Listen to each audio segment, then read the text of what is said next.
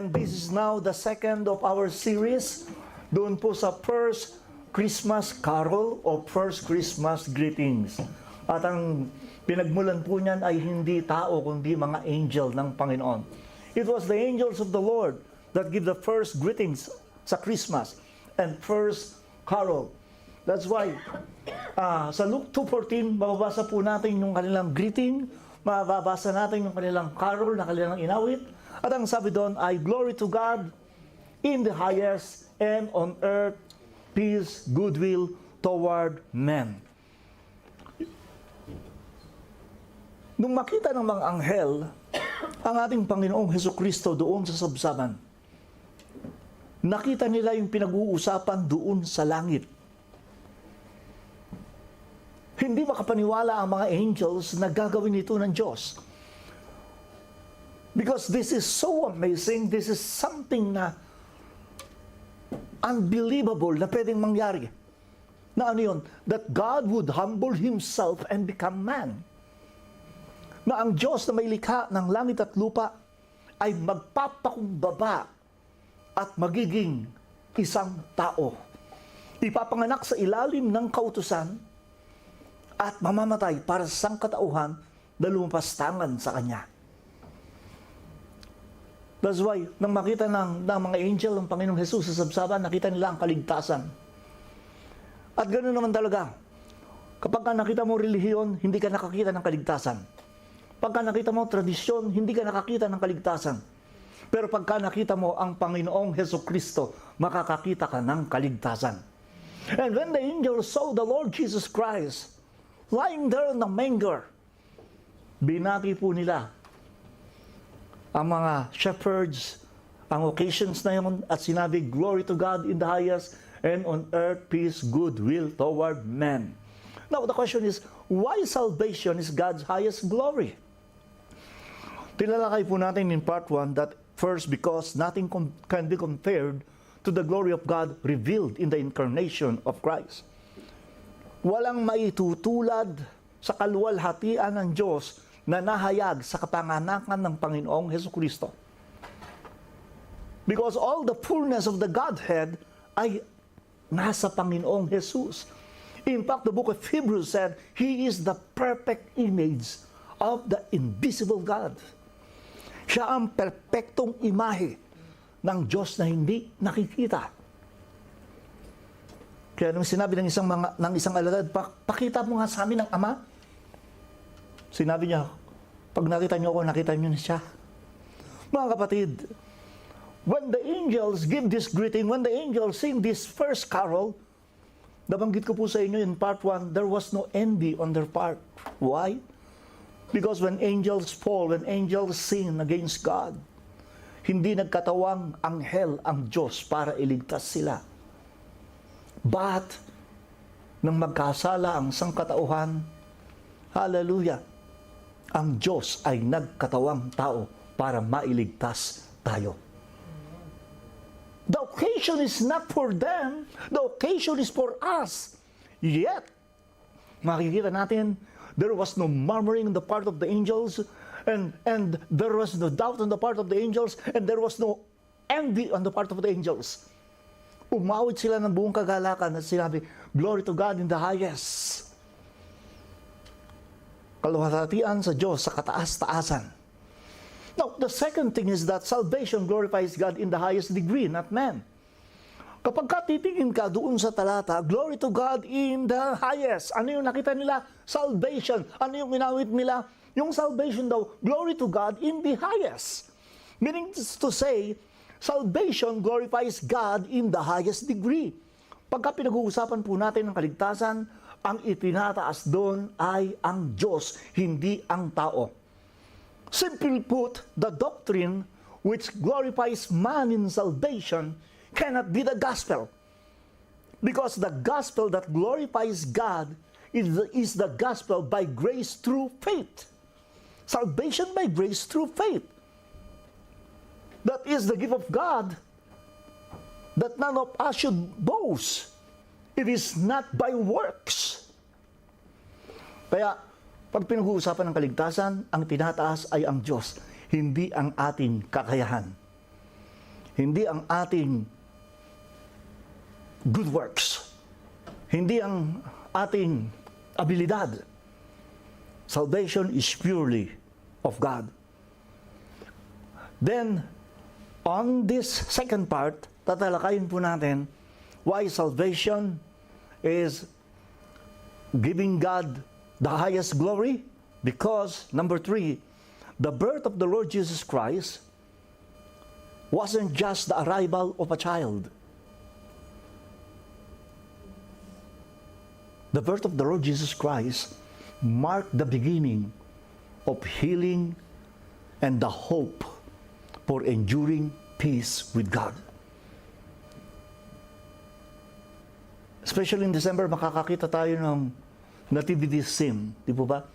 Nandun si Joseph, nandun si Mary, nandun si Lord Jesus Christ, nandun yung mga shepherds and etc. And kalimitan, pagka tinatanong, ano ba ang Kapaskuhan? Ito ay kapanganakan ng baby Jesus. And what it's all about. Nabanggit natin kanina, giving God the highest glory, na-reveal ang matinding manifestation ng God, and then you glorifies God, not man. Now, kapag ka nakita mo yon, it gives you healing and hope for enduring peace with God. Alam po ninyo mga kapatid, the song Glory to God in the Highest ay matagal nang inaawit ng mga anghel. Inawit nila yon before the foundations of the world. When we say before the foundations of the world, it means to say, bago likhain ng Diyos ang buong universe, kinanta na yan ng mga angels nung sila'y malikha. Every time God is going to do something, kinakanta ng Diyos ng mga angels yan sa Diyos. Glory to God in the highest. However, they sang that again sa incarnation ng ating Panginoong Hesukristo as if para bang bagong awitin yun. No? Why? Because they added something. May dinagdag sila. Peace on earth. So, inawit nila yon nung likhain ang universe. Inawit nila yon every time na magagawin ng Diyos. Pagkatapos, inawit nila yon ngayon nung kapanganakan ng Panginoong Jesus at may dinagdag sila, peace on earth. You see, they did not sing that in the garden or in the paradise. Hindi nila inawit yan sa paraiso. Gusto po ninyong malaman kung bakit? Hindi ko sasabihin pag ayaw nyo. Bakit? Kasi hindi bagay na kantahin yan sa paraiso. Peace on earth. Glory to God in the highest and peace on earth. Bakit hindi bagay sa paraiso? Because there was more than peace in the Garden of Eden. Di ba walang gulo sa hardin ng paraiso? Everything is perfect. Kaya the angelic greetings and song was meant for earth. Kaya sinabi po nila, peace on earth. Because man had fallen, bumagsak si Adan at si Eva. And since that day, inutusan ng Diyos ang isang cherubim, yung malaking angels na kung saan sumasakay ang Diyos sa kanilang likuran, na mayroong flaming swords at pinaalis si Adan at si Eva doon sa paradise. And ever since that day, there had been no peace on earth. With the exemption, of course, sa puso ng mga mananampalataya na kung saan nandoon ang Prince of Peace, si Lord Jesus Christ. Wala na sa sabsaban, kundi nakaluklok sa trono ng puso ng mananampalataya. Pwede ko marinig ang amen sa mga may Kristo sa puso? Amen. Praise God. So, brothers and sisters, the question this coming Christmas is this: is Christ at the throne of your heart or still in the manger? Malungkot, maraming bahay, merong pasabsaban, merong nativity scene. Ang problema, yung kanilang Jesus ay nandoon at wala sa puso nila. And this is the secret in having a merry, wonderful Christmas. Pagka si Jesus ay nasa puso natin. You know what? For centuries, the world had known only fighting. Wars rages across nations at bundok-bundok ng mga patay ang naiwan. Take a look at this. In World War I, nagsimula noong 1914 to 1918, 4 na taon lang. Ang total death toll is approximately 20 million people. Ang military deaths around 9 to 11 million soldiers. The civilian deaths about 7 to 10 million due to military actions, famine, and disease. Huwag kang panghinaan ng loob, Jacob. No? You see, at times of war, ganyan ang kanilang sigaw. Pero hindi nangyari yan. Now, going to World War II, 1939 to 1945, the total death toll, okay, estimated at 70 to 85 million people, roughly 3% of the world's population at that time. Ang military death, gano'n karami yun? Approximately 21 to 25 million soldiers. Eh yung mga civilian, around 50 to 55 million, including 19 to 28 million due to war-related famine and disease. Speaking about the Holocaust, ano sabi sa Holocaust? Gano'ng karaming Jew ang namatay? 6 million Jews, along with millions of other minorities, were systematically murdered. Combined, World War I and World War II, 105 million deaths. So, the battle extended far beyond the physical world. Mas lalong matindi, mas lalong mabangis ang digmaan doon po sa puso ng tao.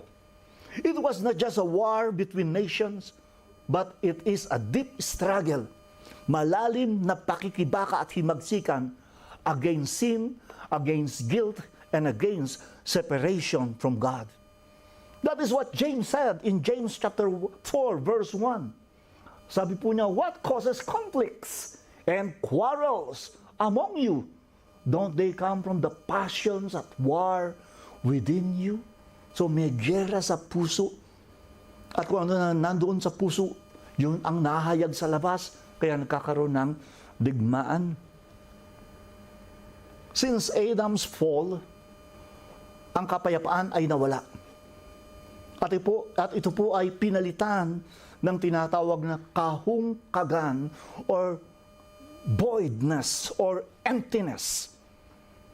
Nabubuhay ang tao na parang may kulang and they are looking for it. Yung iba hindi maintindihan ano yung kulang. Bakit hindi siya mapalagay? Kahit na maraming pagkain, kahit na maraming pera, kahit na okay ang sitwasyon, but something is kulang. Ang kulang na yon ay yung tinatawag na kapayapaan na nagbumula sa Panginoon. Because the memory of harmony with God faded. Lumabo ang alaala ng pagkakaroon ng magandang relasyon o ugnayan sa Diyos. Leaving humanity trapped in a never-ending longing for redemption and peace na nagmumula sa panloob na pakikibaka dito sa ating puso. Meaning to say, my dear brothers and sisters, wala na halos nag-iisip ng relasyon sa Diyos. Hello? Walang nangangarap. Walang excited pagdating ng araw ng linggo. Maliban na lang yung mga si Jesus ay nakaluklok sa trono ng puso. Wala yung burning desire to talk with God. Tingnan nyo na lang, pagka kumain, hindi na nagpe-pray. Well, of course, maraming mga believers na they are not perfect, ang mga believers. Amen? Ang kagandahan lang, nakakaalala sila sa Diyos. Hello? Kaya minsan, kahit na may kanin na, isubo na, hindi pa pala ako nagpe-pray. Habang umunguya, magpe-pray. That is better than nothing. And I believe that the Holy Spirit conviction shall be there, and unti-unti we are being changed by God from glory to glory. But the point is this, no? Yung pagpapahalaga sa Diyos, yung paghanap sa Diyos, hindi na natin makita sa sangkatauhan. Yun ang dahilan kung bakit pagulo ng pagulo ng pagulo. And then, ito na nangyari. In the first Christmas day, the newborn King came. Nababalot siya ng simpleng, matatawag ba nating lampin yun? O anumang pambalot na yun, no? Isang tahimik na simbolo ng kapayapaan. Tahimik na simbolo ng kapayapaan. Wala kasing nakaalam. Sino mag-aakala sa pasabsaban, isisilang ang Diyos na may likha ng lahat, ang Panginoon at tagapagligtas. Alam niyo kung alam yan, mag-aagaw-agawan ang mga tao. Nabibigyan siya ng accommodation. Pero walang nakaalam eh. That simple manger, therefore, became the center of divine reconciliation. When we speak about reconciliation, pakikipagkasundo ng Diyos sa tao. Ano ang sentro? It is not the United Nations. Ano yung sentro? It is not whatever peace accord. Ang pinakasentro ng pagkakasundo ng Diyos at ng tao ay ang sabsaban. That's why when the angels look at it, on first Christmas Day, they sing, "Glory to God in the highest, and peace on earth." No longer would guilt and shame will torment humanity. And no longer would sin separate people from God. Kasi pinanganak na ang pag-uugnay sa Diyos at sa tao, ang Panginoong Jesus. Mawawala ang guilt because Romans 8 verse 1, ano po sabi doon? There is therefore now no condemnation for those who love God and are called according to His purpose. There's no more now condemnation. Wala nang condemnation. Hinugasan na lahat ng ating mga kasalanan. At anong sabi sa Ephesians chapter 6? Tayo na malayo ay ginawang malapit sa pamamagitan ng kanyang banal na dugo. Dati-dati wala tayong pag-asa at wala tayong Diyos. Pero dahil kay Kristo Jesus, nabago ang ating kalalagayan. So the gospel of God brings true peace to mankind. It is only through Christ and His gospel that peace can be found. Walang kapayapaan sa pakikibaka. Walang kapayapaan sa pag-asa sa kakayahan ng tao. Because it only results to wars and crimes. Pagka tinignan po natin ang kasaysayan, hallelujah, yun ang makikita natin. Before, in Russia, it was the Empire of Tsar. Pinakamayaman halos na empire sa buong mundo during that time. Apakalaki ng kanilang kaharian. But what happened on October, I think it was the Bolshevik Revolution in 1917. Ano yung desire nila? They desire for peace and prosperity. Tinopol nila yung Tsar's kingdom. Pumalit ang communism. And then what happened?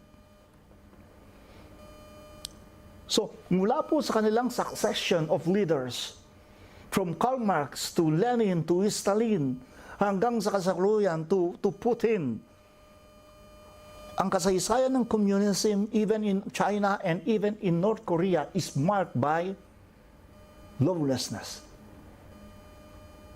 atrocities. It results to wars and crimes. Huwag na tayong lumayo. Pag-usapan natin ang bansa nating Pilipinas. Dati-dati ang labanan sa Pilipinas noon ay tribo-tribo. Diba? Tribo-tribo lang. Nung dumating ang mga Kastila, ano ang nangyari? Lumawak na yung labanan. At nung matatalo na ang mga Kastila, sumausaw ang mga Amerikano. At ang ginawa nila ay nagkasundo sila to cover the shame of the Spaniards. Ayaw nilang mapahiya na tinalo sila ng tinatawag nilang mga Indio. So they created a mock battle doon sa Manila Bay. Samantalang ang longing ng mga Pilipino ay kapayapaan. So anong nangyari? So after the Spaniards, nagdusa tayo sa kamay ng Amerikano. Pagkatapos, dumating ang mga Hapon. And not only that, even in our time, the reason why ang gulo sa ating bansa, Meron ang nangungumusta sa akin kumusta na daw ang Pilipinas? Tapos sila na rin sumasagot, di ba? Ang gulo-gulo, no? So the question is, bakit naging ganun ang Pinoy? Because that is the result of our history of betrayal. Di ba pinapatay si Bonifacio ni Presidente Emilio Aguinaldo? Pati yung dagdag bawas, sila ang nagpasimula. Pero long before that, yung mga mestizo na Pilipino, ano ang ginawa? Pumasok sila sa katipunan, sa revolusyon, hindi dahil sa pagmamahal sa bayan, kundi dahil sa personal na interest. And ever since that day, ganun ang nangyayari sa leadership ng mga Pinoy. Ang mga mabubuting leader, pinapatay, inaalis. I was watching the story of Apolinario Mabini. Napanood niyo yun?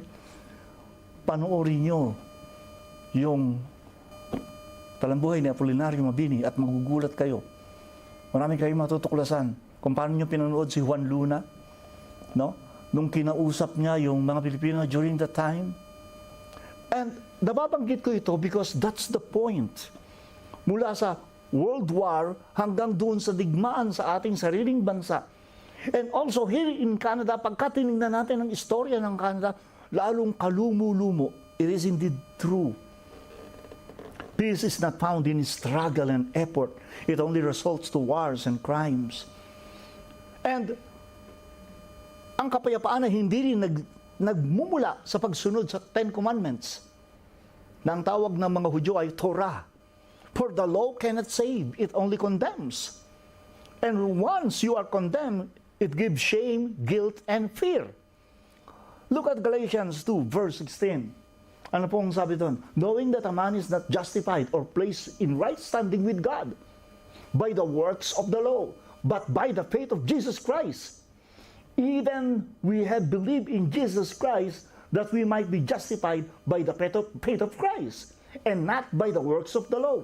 For by the works of the law shall no flesh be justified. So, papasok ang guilt pa rin, ang shame, at ang fear by works of the law. And sad to say, marami po, yun ang pinagmamalaki.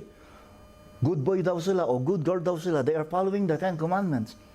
Hindi nila naintindihan ang kanilang sinasabi. The Scripture says, the more you cling on the law, the more you are not justified.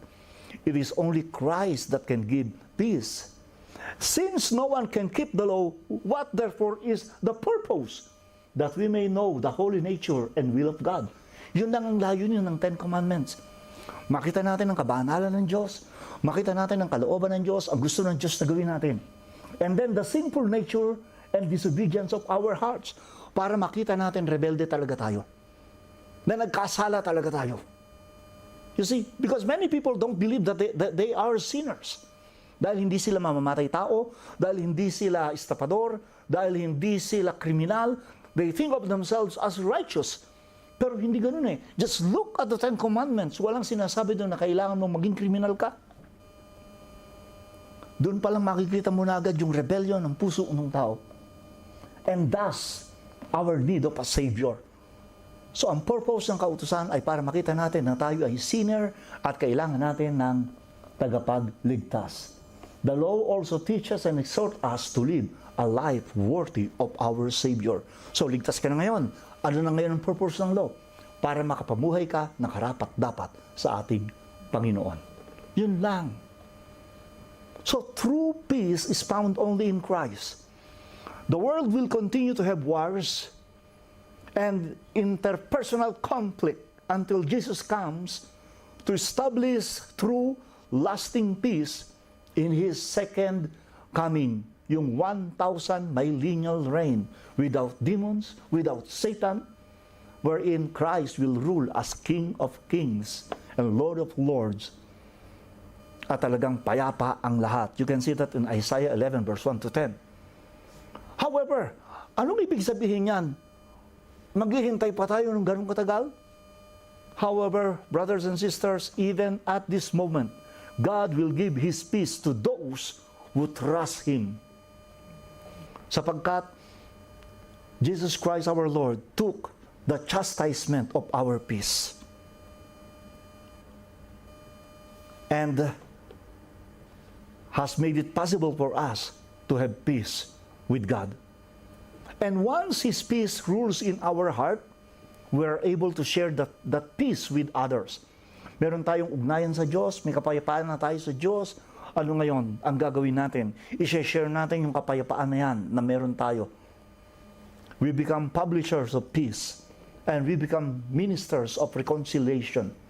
Naging mga ministro tayo ng pakikipagkasundo. And that is what's happened. Pagka tayo ay nag-share ng gospel, pagka tayo nag-evangelize, nagiging minister tayo ng reconciliation, nagiging ambassador tayo ng Panginoong Jesus para makasundo ng Ama ang mga makasalanan. Now, the fourth is this. Salvation is God's goodwill to man. Ever since, people believe that God will do goodwill to man. Common na kaisipan na ang Diyos ay gagawa ng mabuti sa tao. Sa totoo lang, philosophers even said that God has a goodwill toward man. Not only philosophers, pati po yung mga religious leaders, gano'n ang takbo ng isip nila. Ang Diyos gagawa ng mabuti para sa mga tao. And the goodwill of man toward humanity is often understood as benevolence, pagbibigay biyaya ng Diyos. Goodwill, pagmamahal ng Diyos. Goodwill, desire of God for the well-being and salvation of all people. Yun po yung pananaw ng sangkatauhan when you talk about the goodwill of God.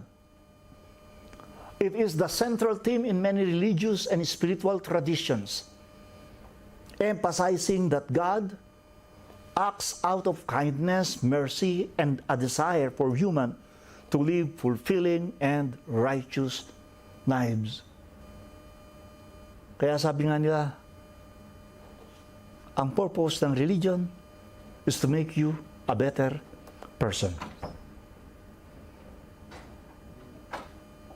Kaya yung iba ayaw maniwala sa Christianity because they thought Christianity is only a form of religion that will make you a better person.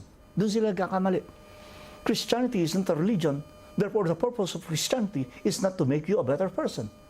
The purpose of Christianity is to save you. To reconcile you with the Father. Kasi ang pinaka-issue ng gulo, yung wala kang kapayapaan sa Diyos. The moment na magkaroon ng kapayapaan mula sa Diyos, doon magbabago ang ugnayan sa isa't isa. Pag meron kang peace with God, magkakaroon ka ng peace with man. Pag walang peace with God, Diyos nga, di mo makasundo, kaya ang mangyayari, biyanan mo, asawang mo, kapatid mo, kapwa mo, hindi mo na makakasundo. That's the reason why Christianity is not a religion that seek to make man good. Anong Kristyanismo? Ito ay pakikipagrelasyon, pagkakaroon ng kapayapaan sa Diyos na babago sa atin lahat at babago sa mundo. No one finds much comfort sa mga philosophical or religious statement like enlightenment. Narinig niyo yung salitang enlightenment, no? Especially mga Eastern religion, yun yung kanilang sinasabi, find enlightenment. Meron pa yung tungkol daw sa mind, you have to full-mindedness, no? Sa kakayahan ng pag-iisip, you have to meditate, ganyan ano. Parang yung kapayapaan ay makukuha mo by human effort. Kung totoo yun, hindi na sana isinilang ang Panginoong Jesus. And they are mistaken. However, I know many people were absolutely certain na ang Diyos talaga may kagustuhan na malagay ang tao sa mabuting kalalagayan. Sino yung mga taong yon? You know what?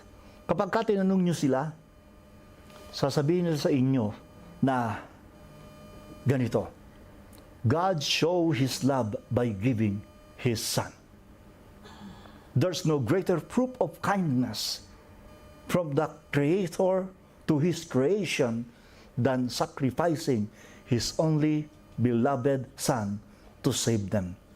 For God so loved the world, that He sent His only begotten Son, that whosoever believes in Him shall not perish, but have everlasting life. That is God's goodwill toward man. Kaya nung makita ng mga anghel sa sabsaban ang Panginoong Hesukristo, kinanta nila ito, pinambati nila ito. Glory to God in the highest, and on earth peace. The first stanza reflects God's greatness. Glory to God in the highest. And the second bring peace. But on earth, peace. Ang pinakamatindi, the most wonderful is the third. Goodwill toward men. Maraming tao, ang tingin sa Diyos ay malayo or even hostile to humanity. While others see God as uninterested in their lives. Ibig bang sabihin ni ganito yung ang tingin nila sa Diyos walang pakialam. Meron pang kanta, God is watching us from nakadistansya. No? Baligtad ang dumidistansya yung tao, pero ang Diyos hindi dumidistansya. Ang tingin ng karamihan sa Diyos ay parang manggagawa ng relo, watchmaker. Gumawa siya ng relo, pagkatapos sinusian niya yung relo, pagkatapos nung umaandar na yung relo, iniwanan niya, bahala ka na sa buhay mo. And they look at God creating the whole universe and the earth and all of us, and then dumistansya na siya. Bahala na kayo. Hindi ganon ang Diyos. God has goodwill toward man. God has goodwill toward me. God has goodwill toward you. Look, tingnan niyo po ito Maaaring may nakikinig sa akin ngayon na in his lowest, sinumpa niya ang Diyos sa pagtatampo niya sa Diyos. Is that possible? Hindi lang posible, talagang may mga gumawa niyan. And whoever you are, look at you. Yet God has not fulfilled His curse on you. Still, God has goodwill towards you, though you have no goodwill towards God. Di ba? Mamamatay-matay ka sana pero naliligtas ka pa rin. Kaya lang, ginajustify ng iba. Ganyan talaga pagka masamang damo, mahaba buhay. Maybe you have sinned greatly against God. Pero pansinin mo naman, God has not spoken harshly against you. Matindi yung mga binitawan mong salita sa Diyos. Pero ang Diyos hindi nagbitaw ng masakit na salita sa iyo because He has goodwill toward you. Even though you have broken His laws and you fear approaching God, however, take heart. Lakasan mo loob mo because God wants you to come to Him. Matthew 11:28, come to me. Invitasyon yun all of you who are tired and heavily laden, and I will give you rest. In fact, nangako siya na may panunumpapa in Ezekiel 33 verse 11. I take no pleasure in the death of the wicked, but rather that the wicked should turn from their ways and lives, declares the Lord. Hallelujah. So hindi natutuwa ang Diyos na mamamatay ang isang tao, magdusa ang isang tao, kundi ang tao ay mabuhay at tumalikod sa kanyang maling pamumuhay. Yun ang kagustuhan ng Diyos. And look at Isaiah. Tingnan yung mga salita, come now and let us reason together, saith the Lord. Though your sins be as scarlet, they shall be as white as snow. Though they be red like crimson, they shall be as wool. I remember one time, nung nasa Philippines pa po ako, meron akong Bible study doon sa may palengke. And then, bago magsimula yung gawain, yung isang kapatiran, nanginginig, lumapit sa akin. Tapos sabi niya, Pastor, may nangyari sa akin. Ano nangyari sa'yo? Sabi niya, alam mo, sa tindi ng pagsubok na nangyayari sa akin, hindi ko na malaman kung anong gagawin ko. Sinarado ko yung bintana, sinarado ko yung pinto. Pagkatapos, Nandun ako sa gitna ng kwarto, tinawagan ko ang dyablo. Imagine that. It's a believer. Sa matinding dagok sa buhay, ganun, tinawagan daw niya ang dyablo. At nung hihingi na raw siya ng tulong, biglang may sumampal sa kanya. Magkabilaan. Papa! Biglang napadilat daw siya, wala siyang makita. Pero may sumampal sa kanya. At lumuhod daw siyang bigla at nagrepent. Hallelujah. You see, it could be possible. What is that? That's example of God's goodwill toward men. Amen po ba? So if you doubt His love, if you doubt His goodwill toward you, this holiday season, look at the manger. And when you look at the manger, God is telling you, ikaw naman, kung hindi kita mahal, ibibigay ko ba sa iyo ang bugtong kong anak? Kung wala akong malasakit sa sangkatauhan, gugustuhin ko ba na siya ay magkatawang tao? And I challenge you to look at the angels singing in glory. And then, as you meditate on the first greeting, on the first Christmas carol, let their song and greetings dissolve your doubt. Glory to God in the highest, and on earth, peace and goodwill toward men. God has goodwill toward all people, forgives sin, and welcomes all who turns to Him. And if somehow, kasi makulit talaga ang dyablo di ba? Yun lang naman talaga ang kanyang gawain, mangulit talaga. No? If Satan tries to sow seeds of doubt upon your heart and says, sige na nga, naniniwala na ako na gusto ng Diyos, mapabuti ka. Pero alam mo, ang Diyos, hindi niya pwedeng sirain ang kanyang justice, ang kanyang katarungan. Therefore, kahit mahabagin ng Diyos dahil nagkasala ka, hindi pwedeng hindi ka maparusahan. And the soul that sinneth, it shall die. Nag-quote pa ng scripture. Di ba? Alam niyo yung scripture Imagine, lalapit ka na sa Diyos, pagkatapos bubuskahin ka pa niya, iinisin ka pa niya, i-discourage ka pa niya. You believe in God's mercy, tapos sasabihin niya, kahit merciful ang God, tandaan mo, ang Diyos ay righteous judge. Nagkasala ka, kaya paparusahan ka pa rin, mamamatay ka pa rin.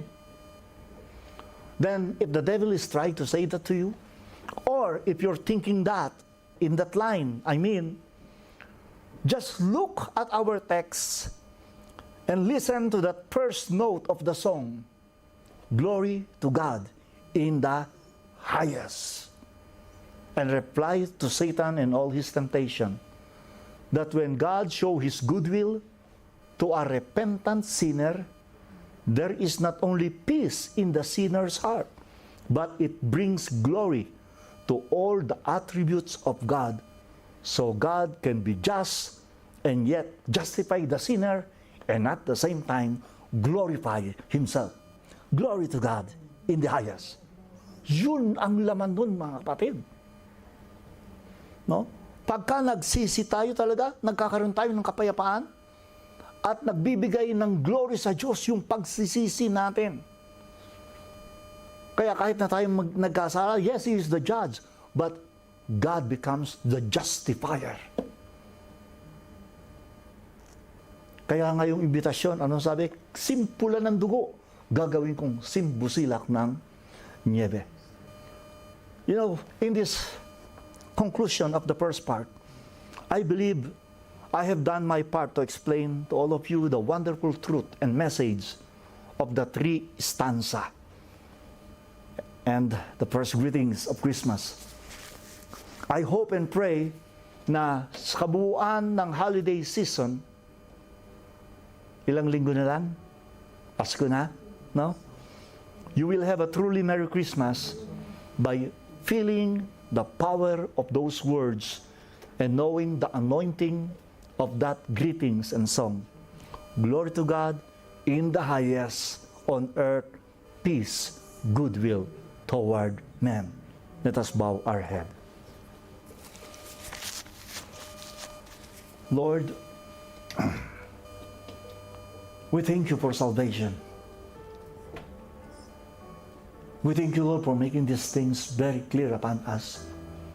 It is only when we humbly come to you and then repent of our sin, O God, doon nagsisimula ang mapayapang buhay at ang mapayapang ugnayan.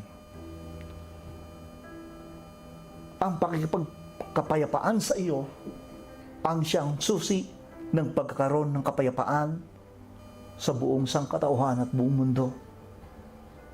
That's the reason why you have given this to us, the Great Commission to go to all the nations,